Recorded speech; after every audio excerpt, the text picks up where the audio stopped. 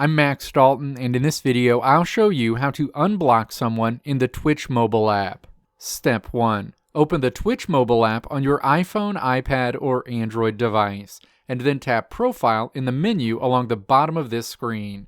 Your Twitch profile screen opens. Step 2. Tap Settings in this menu. Step 3. Tap Security and Privacy in this menu. Associated options are displayed. Step 4. Scroll down to the Blocked Users section. This is where you'll see all of the users you've blocked on Twitch.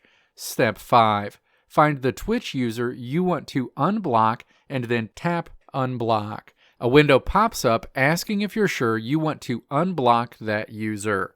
Tap Unblock in this window. That Twitch user will be unblocked immediately. Let me know if this video helped you out in the comments below. If you liked what you saw here, click the video links on the right side of the screen to check out another video. Or click the logo on the left side of the screen to check out my tutorial website at www.maxdalton.how.